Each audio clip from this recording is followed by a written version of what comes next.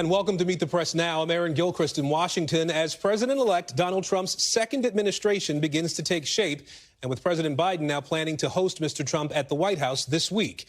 Late last night, the president-elect announcing Tom Homan, his former acting director of ICE, as his new border czar. Homan was an early proponent of the first Trump administration's controversial family separation policy. Now, Homan has said the new mass deportation plan would be, quote, well-targeted. Here he is this morning on Fox News. President Trump is going to secure this border. He's going to save American lives. He's going to, by securing the border, we're going to drop illegal alien crime, which is skyrocketing. Yep. Less people are going to die from fentanyl. Less children are going to be sex trafficked. Less women will be sexually assaulted on the southern border. The criminal cartels will be put out of business by this president. Now, in addition to installing Homan, Trump is also expected to bring another loyalist and immigration hardliner into his inner circle, Stephen Miller. That's as his deputy chief of staff for policy. That's according to a source with knowledge of the Trump transition team's plans.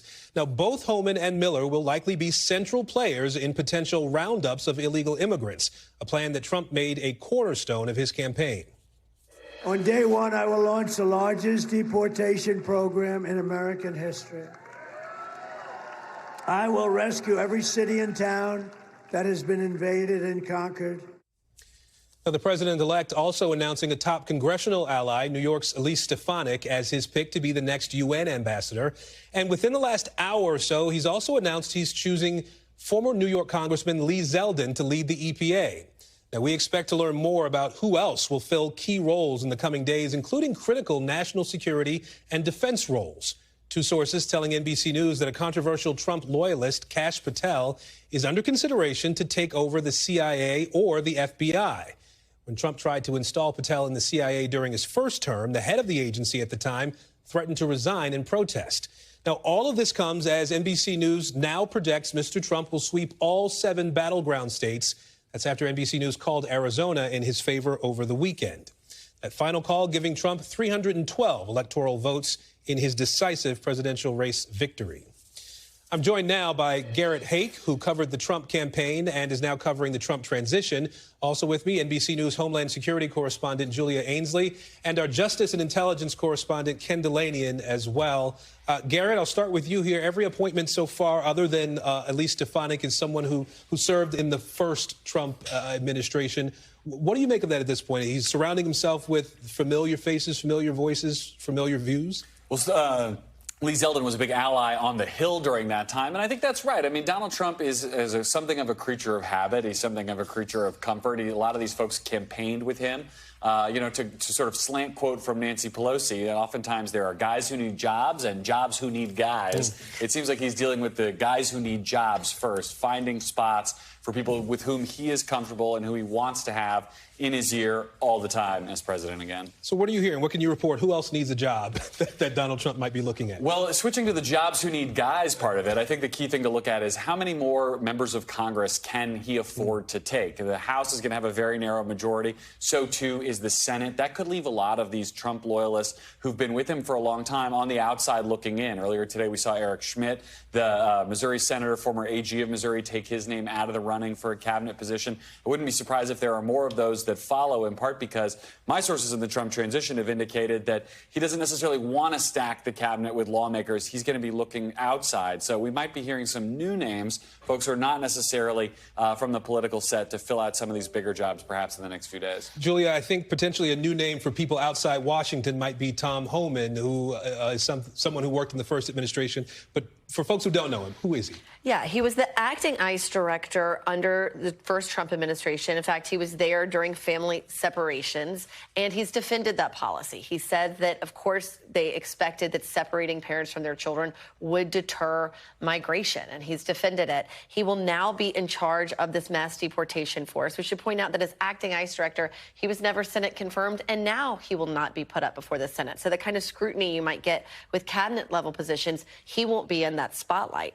Also, bringing him in closer to the White House will allow him to have direct access to Trump and to Stephen Miller, and to continue to push these policies that are very close to the president for deportations. And he won't have to deal with things like CISA or, FEMA, other things the DHS secretary will have. He won't have to answer to as many people, go through regulatory processes, and he could do things like work with the State Department to try to expedite deportations in a way that he would be more stymied if he were the head of a different department. And he's going to report directly to Trump, we've been told.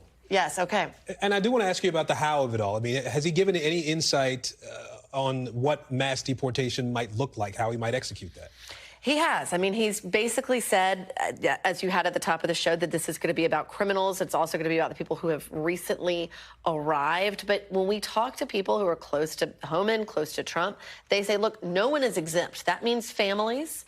That means taking away a lot of the protections that the Biden administration put around vulnerable populations. There were certain areas where you couldn't arrest people, like courthouses and places of worship. A lot of that might go out the window. We've also learned that the legal pathways that the Biden administration set up through parole programs for people from Cuba, Haiti, Nicaragua, and Venezuela, as well as the CBP-1 app that allows them to make asylum appointments in northern Mexico, that's all gone. And the people who came in legally, believing they had a legal pathway into this country, could now be eligible for deportation in a Trump administration. It's a way they're going to try to boost those numbers because, as we've heard from soon-to-be Deputy White House Chief of Staff Stephen Miller, they think that they could deport 1 million a year. Of course, the logistics, the funding still has yet to be determined. Garrett, I want to turn to Elise Stefanik, now chosen, will be the nominee for United Nations ambassador. Obviously an ardent supporter of former President-elect Trump now. How does she figure into that as the UN ambassador? She doesn't have a diplomatic background. No. In fact, also not a big fan of the UN is Elise Stefanik. I mean, look, I think this is a little bit of Trump kind of giving the finger to the foreign policy establishment to a certain extent. Maybe that's a bit too strong, but this is him saying we're going to have my style here as we deal with the rest of the world. Trump's never been a fan of the UN. He's not a fan of any multilateral foreign institutions. He likes the U.S. to deal directly with its allies and with its adversaries. Stefanik, for example, is a very big supporter of Israel, who's also butts heads with the UN from time to time. And so I think this is very much a message to the UN that sort of the kinder, gentler world of world diplomacy is on the outs when Trump comes back to Washington. So one of the other names that sort of pops up every few hours, it seems like, is Elon Musk. Yeah. Right? He keeps coming back. How does he figure into the transition at this point and potentially into the new administration? It's a great question and one that we're constantly endeavoring to answer because Elon Musk, as best that I can tell, has hardly left Mar-a-Lago since Election Day. He has been spotted there repeatedly. He is Trump's ear. He's been described as an informal advisor and a friend to Trump.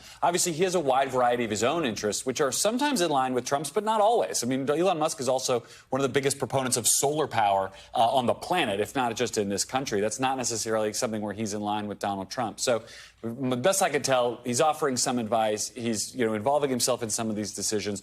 But I've been told he has no specific formal role yet, and he may not. I mean, you want to talk about somebody with conflicts of interest. This is someone who became a billionaire in large part because of the government contracts of SpaceX and the subsidies that Tesla gets. So he's in a very complex position here, but certainly close to Trump. And I'll just add, Trump puts sort of a premium on fellow billionaires. Yeah. He sees them as peers. He's going to listen to their advice, often above and beyond that of even his own paid staff. And I think that applies with Musk as well. To that end, do you have a sense of sort of who else is hanging around Mar-a-Lago? What other people are either interested in positions or interested in having some degree of influence? Well, look, it's always a similar cast of characters. I mean, the Mar-a-Lago membership and the people who've been longtime Trump friends are still tend to be down there. I'm interested to hear what somebody like Ike Perlmutter has been doing. He's the former chairman of Marvel. He's a longtime Trump friend, another of these billionaire guys who's there. I mean, it's also how people like Howard Lutnick got into the circle, or Steve Witkoff, for that matter, who's now going to be part of the team leading the inauguration. I think if I had one group of people on this planet I wish I were better sourced with, it's Mar-a-Lago members, because they're going to know a lot about what's going on in the Trump transition in White House long before the rest of us do over the next month. Julia, you also reported that Trump may be trying to deport thousands of migrants that President Biden allowed into the country legally.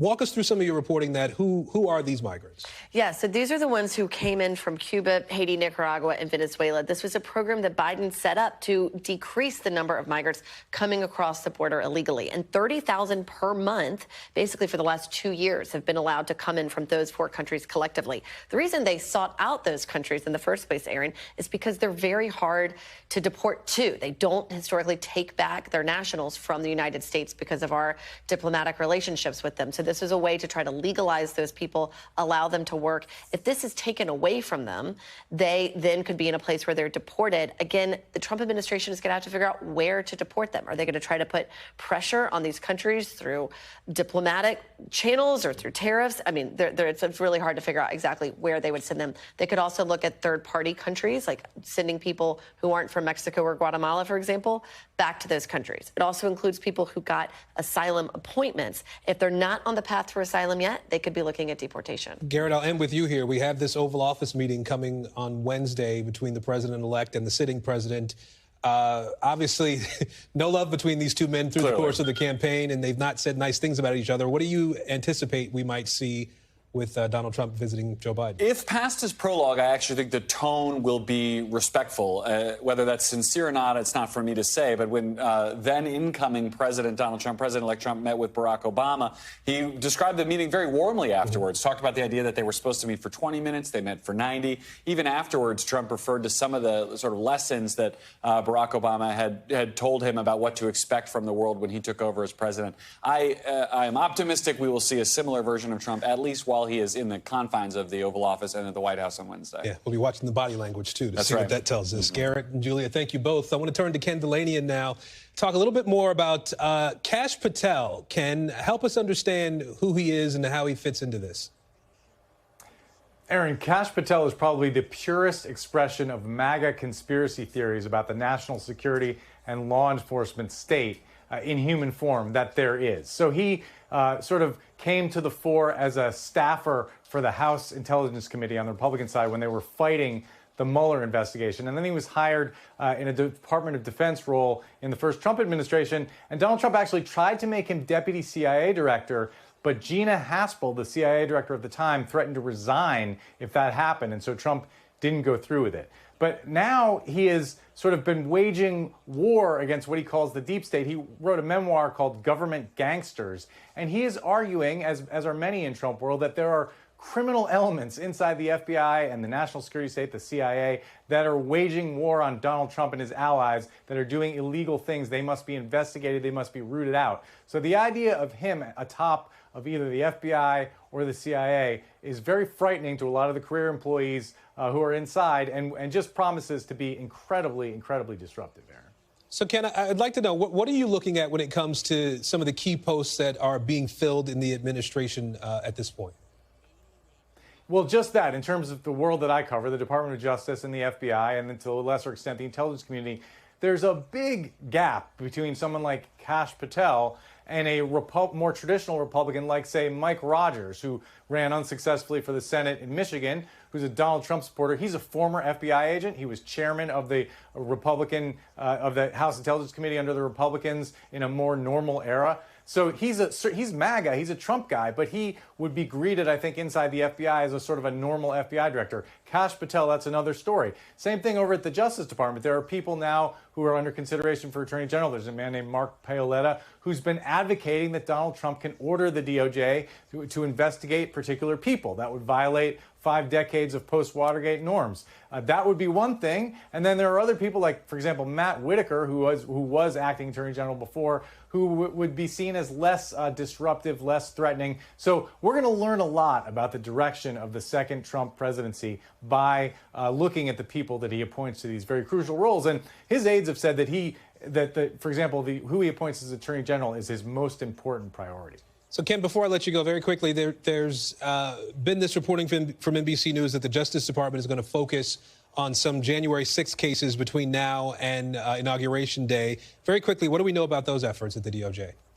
Yeah, what the reporting is, Aaron, is that they will stop investigating people who simply illegally entered the Capitol and only focus on the worst cases, the people who committed violence against police officers, because there are hundreds of those people who are on video who still haven't been prosecuted. And there's a real fear that as soon as Donald Trump takes office, that whole investigation is going to go away. He's already promised to pardon some of the people who have been convicted. So there's a lot of concern inside the DOJ that there are very many people who are going to get away with having assaulted law enforcement officers simply because the clock ran out. Donald Trump came in and stopped the investigation. Now, whether he actually pardons people who've been convicted of assaulting officers and who are on video doing that, that's another thing. It's one thing to promise it, it's another thing to do it. But whatever happens, it's pretty much the consensus is that the steam will be taken out of what's left of the January 6th criminal investigations, Aaron. All right, we'll leave it there. Ken Dilanian, thank you. Thanks for watching. Stay updated about breaking news and top stories on the NBC News app or follow us on social media.